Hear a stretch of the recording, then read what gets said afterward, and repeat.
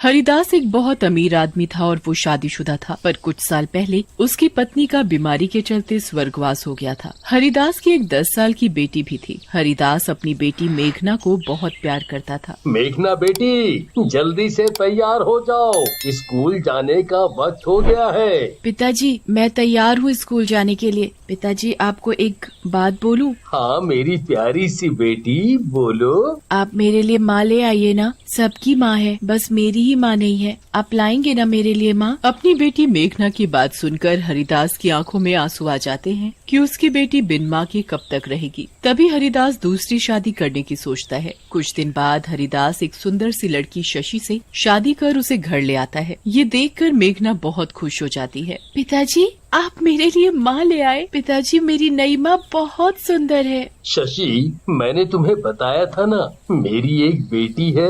अब ये तुम्हारी ही नहीं, मेरी भी बेटी है। आओ बेटी, मेरे पास आओ। देखते ही देखते कई दिन बीत जाते हैं। सब सही चल रहा था। एक दिन, मेघना बेटी, अब तो तुम्हारी माँ आ गई है। अब मैं बेफिक्र होकर अपने काम से जा सकता हूँ। हाँ पिताजी, माँ बहुत अच्छी है। मेरे साथ वो खेलती भी है। इतने में वहाँ शशि भी आ जाती है। शशि, मुझे कुछ दिनों के लिए काम से बाहर जाना है। 3-4 दिन में लौट आऊंगा। तुम मेघना का और अपना ख्याल रखना। आप बेफिक्र होकर जाइए, मैं मेघना का पूरा ख्याल रखूंगी। हरिदास अपने काम से चला जाता है। हरिदास के जाने के बाद शशि मेघना के साथ कुटूर व्यवहार करने लगती है। ओहो, ये काम भी खत्म होने का नाम ही नहीं लेता। इतना बड़ा घर है पर इस घर में एक भी नौकर नहीं है। क्या हुआ माँ? आप कुछ परेशान सी लग रही हो। पहली बार मेरे भाई मेरे घर आ रहे हैं, उनके लिए खाना बनाना है। ये साफ सफाई खत्म हो तो खाना बनाओ। मतलब मेरे मामा ना? ज्यादा खुश होने की जरूरत नहीं है। खड़ी मत रहो, जाकर पोछा मारो। ठीक है माँ। मेघना पूरे घर की साफ सफाई कर देती है। इतने में शशि के 2 भाई चिंटू और पिंटू शशि के घर आ जाते हैं। घर को देखते ही चिंटू और पिंटू की मानो आंखें फटी की फटी रह जाती हैं। भाई पिंटू, देख रहे हो, ये घर नहीं कोई महल लगता है, महल। पिंटू भाई, तू बिल्कुल सही बोल रहा है। हमारी दीदी के तो मजे हैं, मजे। इतने में वहाँ शशि भी आ जाती है। अब तुम दोनों घर ही देखते रहोगे या अपनी दीदी से भी मिलोगे? दीदी, तुम तो इतने बड़े घर की रानी हो। रानी नहीं, मैं तो नौकरानी बनकर रह गई। ये तुम कैसी बात कर रही हो दीदी? जिस आदमी से मेरी शादी हुई है उसकी एक बेटी भी है, होगी कोई 9-10 साल की। सबसे बड़ी समस्या वही है हमारे लिए। अच्छा, मतलब रास्ते का कांटा। हाँ, वो मेरे लिए कांटा ही है। मैंने उसे अपने प्यार में ऐसा फंसाया है ना कि वो सोच भी नहीं सकती। हमें मिलकर इस लड़की को रास्ते से हटाना है, तभी ये सारी दौलत मेरी होगी। उसे क्या पता ये शादी मैंने सिर्फ दौलत के लिए ही की है। दीदी, तुम चिंता मत करो। अब तुम्हारे ये दोनों भाई आ गए हैं ना, सब ठीक कर देंगे। जैसा हम बोलते हैं तुम वैसा ही करती जाओ। मेघना और हरिदास को ये नहीं पता था कि शशि ने शादी सिर्फ उसकी दौलत पाने के लिए की है। तीनों बातों में व्यस्त होते हैं, तभी मेघना वहाँ आ जाती है। माँ, ये दोनों मेरे मामा है ना? हाँ हाँ, ठीक है। हम दोनों सफर से थके हारे आए हैं। हमारे लिए चाय नाश्ते का इंतजाम करो। मेघना चुपचाप रसोई घर में चली जाती है। दोनों भाइयों की साजिश शुरू हो जाती है मेघना को परेशान करने की। मेघना जैसे ही चाय बनाकर लाती है तो पिंटू मेघना को पैर मारकर नीचे गिरा देता है। माँ, बहुत चल रहा है। मामा ने मुझे गिराया है। माँ। ए लड़की, ये क्या बक रही है? मेरे भाई पर झूठा इल्जाम लगाती है। रुक, अभी बताती हूँ तुझे। शशि हाथ में झाड़ू लेकर मेघना को खूब मारती है। मार खाते खाते मेघना बेहोश हो जाती है। दीदी, यही सही मौका है इसे ठिकाने लगाने का। जीजा जी भी घर पर नहीं हैं। उनके आने से पहले हम इस लड़की को ठिकाने लगा देते हैं। तीनों भाई बहन घर के पीछे गड्ढा करके मेघना को उस गड्ढे में गाड़ देते हैं। आज मैं बहुत खुश हूँ। अब मैं इस घर की अकेली वारिस हूँ। मेघना सिर्फ बेहोश थी, उसकी सांसें चल रही थी। गड्ढे में दबी मेघना तड़प तड़प कर दम तोड़ देती है और तभी चुड़ैल बन जाती है। माँ, तुमने मेरे साथ सही नहीं किया। मैंने तुमसे सिर्फ प्यार चाहा, पर तुमने मुझे मारा क्यों? हरिदास जब अपना काम खत्म करके घर लौटता है, तीनों हरिदास को देखकर जोर जोर से रोने लगते हैं। क्या हुआ शशि, तुम रो क्यों रही हो? अब मैं कैसे जीऊंगी, किसके सहारे जीऊंगी? भगवान, मेरी बेटी को ढूंढ निकालो। बेटी का नाम सुनते ही हरिदास चौंक जाता है। मेरी बेटी कहाँ है?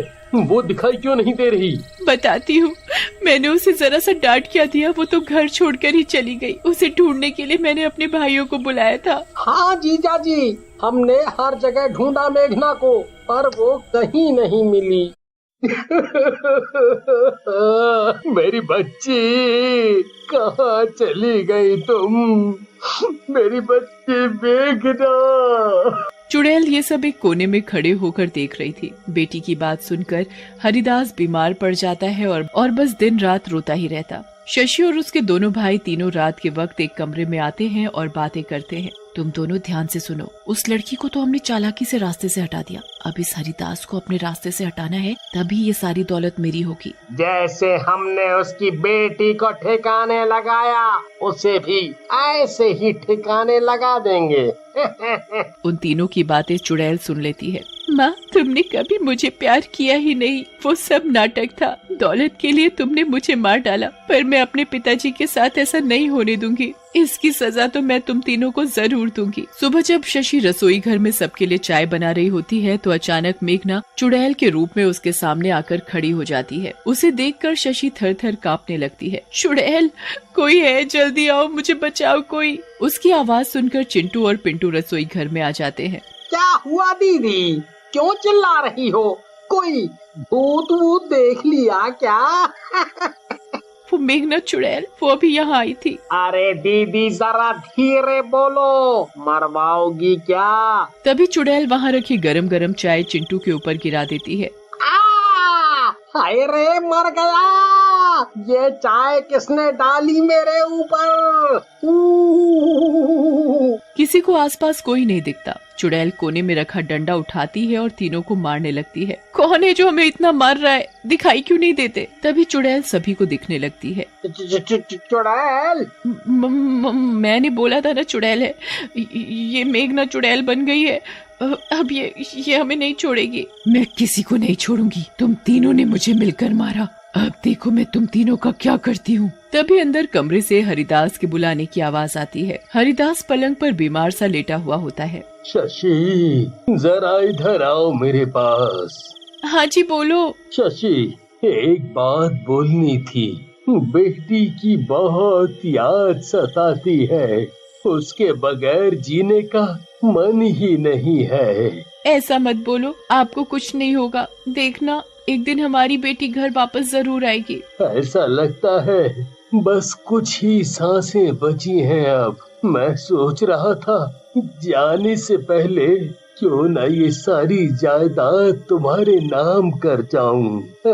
हरिदास की ये बात सुनकर शशि और दूर से सुन रहे उसके भाइयों की सांसें ही अटक गई। उनकी खुशी का तो जैसे कोई ठिकाना ही ना हो। मर मर, जल्दी मर, इसी दिन का तो इंतजार था मुझे। शशि झूठ मूठ के आंसू बहाती हुई हरिदास के कमरे से बाहर आ जाती है और अपने भाइयों के गले मिलकर खुश होती है। दीदी, जीजा जी को तो मारने की जरूरत ही नहीं, बेचारी बेटी की याद में खुद ही मर जाएंगे।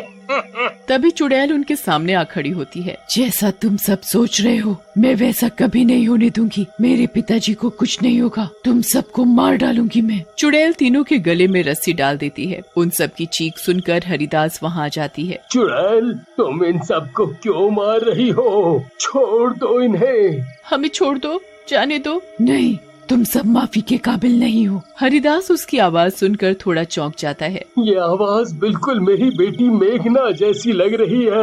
मेरी बेटी मेघना जैसी लग रही है। पिताजी, मैं ही तुम्हारी बेटी मेघना हूँ। क्या तुम?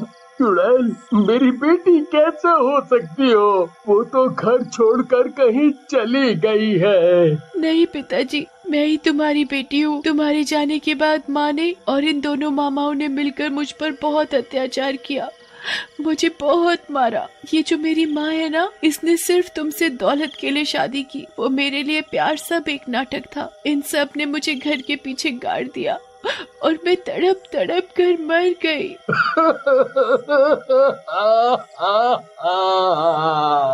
मेरी बेटी, मेरी बच्ची, ये क्या हो गया? इसने मुझसे झूठ बोला कि तुम घर से चली गई हो। हमें माफ कर दो, दौलत के लालच ने हमें अंधा कर दिया था। कभी नहीं, जब तक मैं तुम्हें मार नहीं देती तब तक मुझे मुक्ति नहीं मिलेगी। तुम सब मेरे पिताजी को भी मारने वाले थे ना, अब लो तुम सब मरो। चुड़ैल रस्सी से तीनों को खींचते हुए दूर कुएं तक ले जाती है और उस गहरे कुएं में तीनों को फेंक देती है। तीनों तड़प तड़प कर मर जाते हैं। पिताजी, अब आप बिल्कुल अकेले हो गए, पर मुझे जन्म देने वाली वो माँ ऊपर भगवान के पास मिल जाएगी। चुड़ैल अपने पिताजी के सीने से लगती है और ऊपर बादलों में उड़कर गायब हो जाती है।